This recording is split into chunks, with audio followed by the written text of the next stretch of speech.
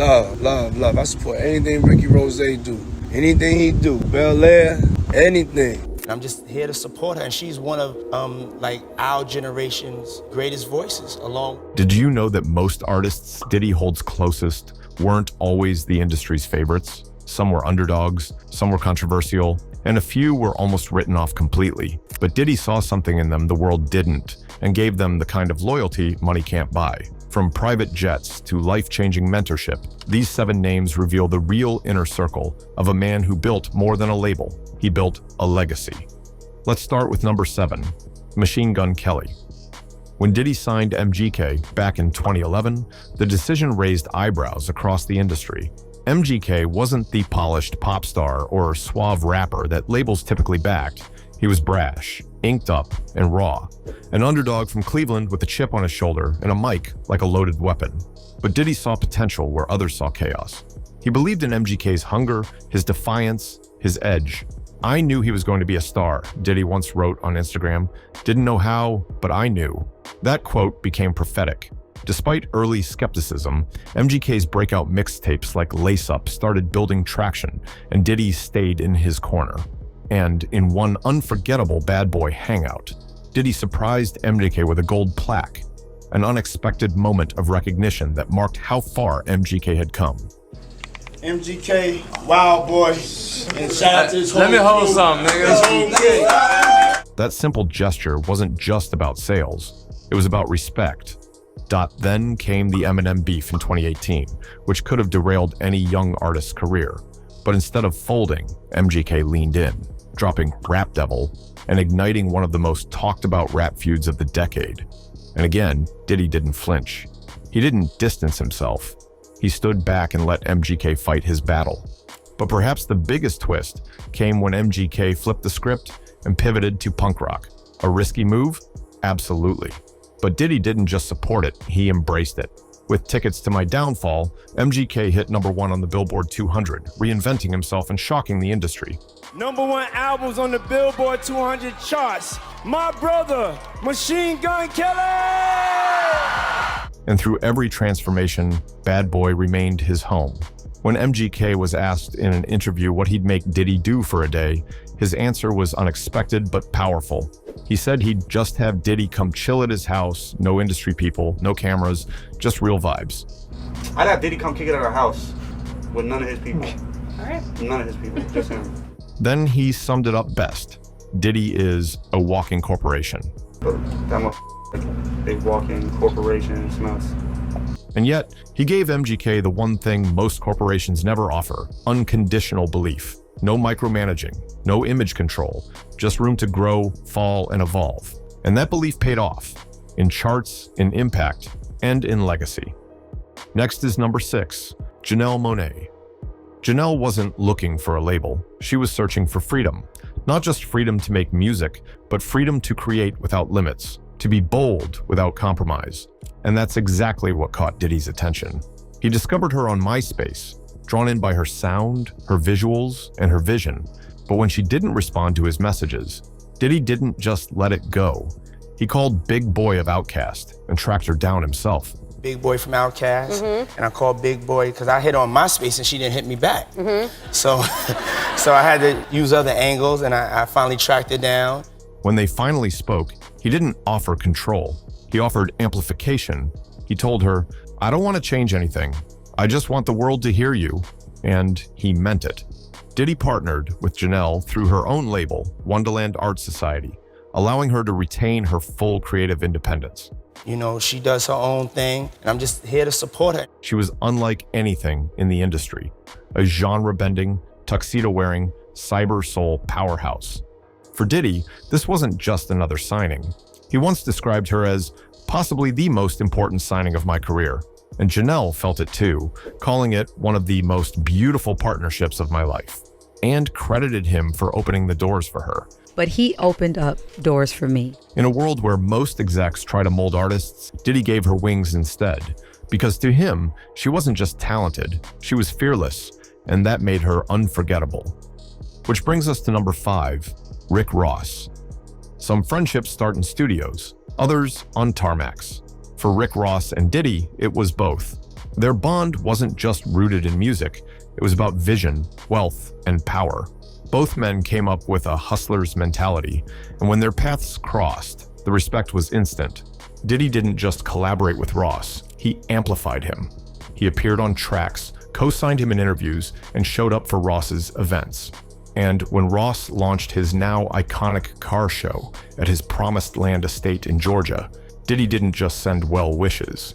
He visited Rick Ross at the Promised Land estate, and while he was there, he was seen hyping Ross up, praising him with that signature Diddy energy.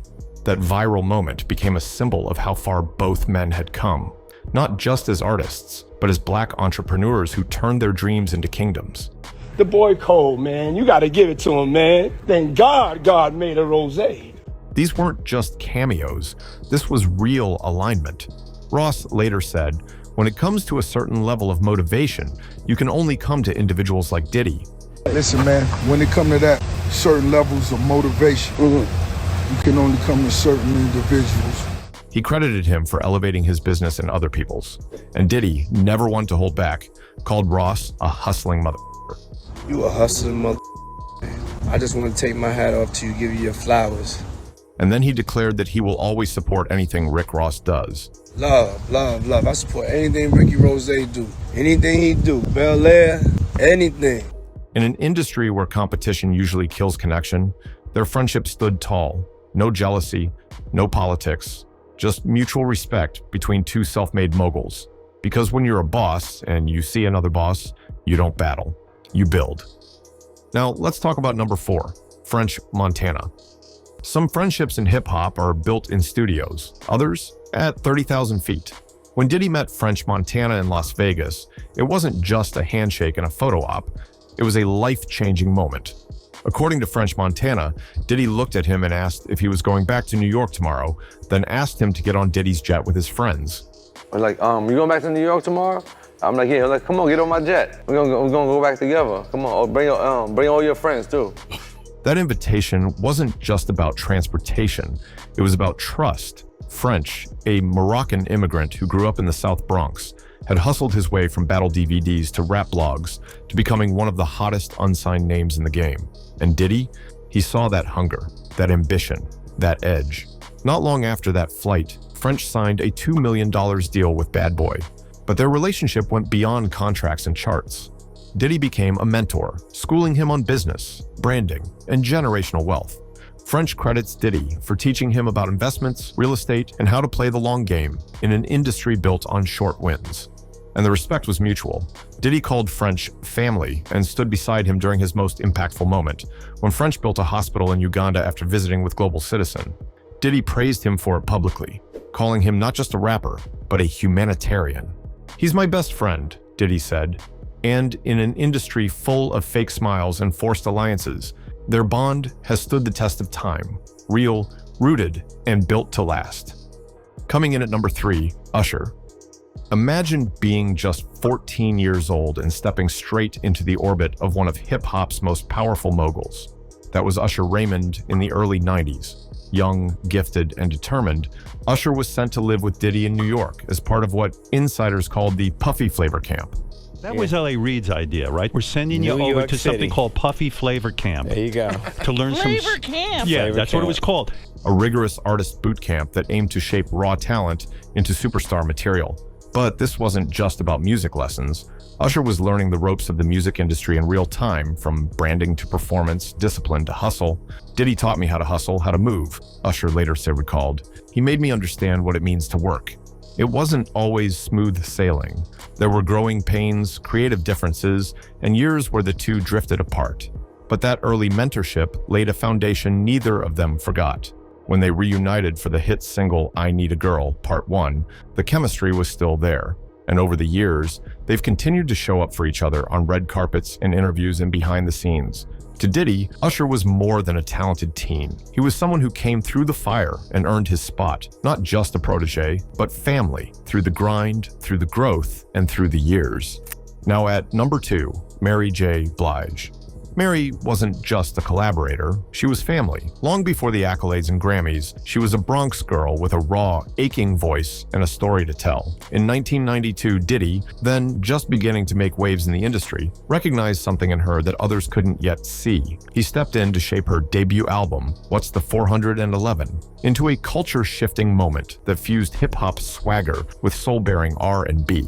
But Diddy's role wasn't just behind the boards. He pushed Mary to believe in herself when she struggled with self-doubt. "He wanted this for me more than I did," she once said. He taught her how to own a stage, protect her image, and command her space, not just as a singer, but as a brand. Years later, when Mary received her star on the Hollywood Walk of Fame, Diddy was there, front and center, praising her like a proud brother, and continued to talk about her in interviews. We bending down over her star in Hollywood. It was just a beautiful moment, and I'm so proud of her. And Mary never forgets. "You're one of my biggest inspirations," she wrote on his birthday. To Diddy, Mary isn't just a legend, she's legacy, she's blood.